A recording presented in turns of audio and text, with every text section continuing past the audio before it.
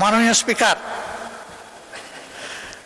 আমি সিলেটের মানুষ, একটা কথা সিলেটের ব্যাপারে বলতে হয়।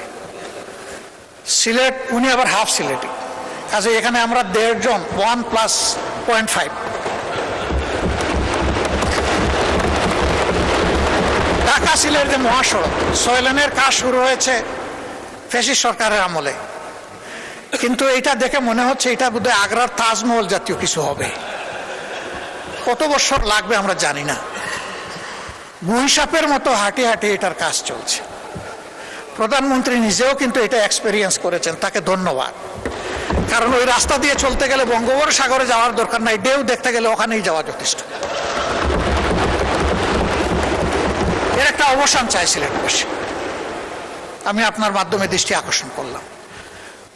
যোগাযোগ মন্ত্রী মহোদয় আছেন, মন খারাপ করবেন না, আপনাকে সাহায্য করার জন্য বলেছি।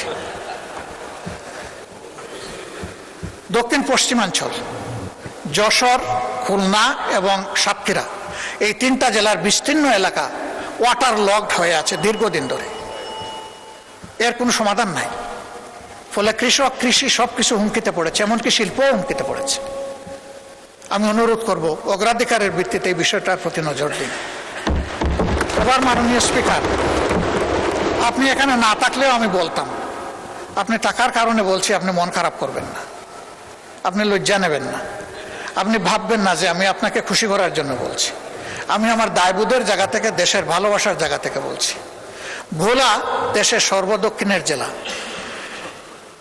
এই জেলাটি অন্য কোনো জেলার সাথে স্থলভাগে সংযুক্ত নয়। এটাও একটা ওয়াটার লক জেলা। এটা বাংলাদেশের অংশ। তাদের অধিকার রয়েছে বাংলাদেশের অন্যান্য সকল জায়গার যোগাযোগ ব্যবস্থার যে সুবিধা তারা পেয়ে আসছেন, ভোলা এখন এটা পেতে চায়, এটা পাওয়া তাদের অধিকার। ভোলার এই সেতু শুধু ভোলাবাসীর কপাল পরিবর্তন করবে না, আল্লাহ তাআলা ভোলায় যে অপার সম্ভাবনা রেখেছেন, এই ভোলা গোটা বাংলাদেশের এক বিশাল অংশের চিত্র পরিবর্তন করে দিতে পারে। এই জন্য আমাদের নিয়ামতের খনি এই ভোলা যেন আর উপেক্ষিত না থাকে। এই ভোলার সেতুটা আসলেই এটি একটা সম্ভাবনার স্বপ্ন। এই সেতু বাস্তবায়ন হোক। আমার এই প্রস্তাবে সরকারি দল খুশি না, আমি কি করবো, আপনার দলই খুশি না। ওই তারা তো সেই রকম উষ্ণ অভিনন্দন জানালেন না। মাননীয় স্পিকার, আমি আরো আপনাকে আশ্বস্ত করছি, ভোলা আমার শ্বশুর বাড়ি নয়।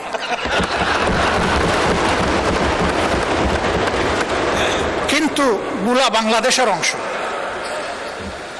বাংলাদেশের প্রতি ইঞ্চি জায়গাকে আমি বিশ্বাস করি এই 350 বা 348 জন সংসদ সদস্য অন্তরে ধারণ করেন। আমিও ধারণ করি, তাই আমার দায়বোধের জায়গা থেকে আমি কথাগুলো বলি। ভোলার উন্নয়ন, পুরা দক্ষিণ অঞ্চলের উন্নয়ন বয়ে আনুক, আমি দোয়া করি। আর আমি কথা বাড়াচ্ছি না, অনেক সময় নিয়ে নিছি। আপনি আনলিমিটেড দিয়েছিলেন, আসলে আমি আনলিমিটেড করে ফেলেছি।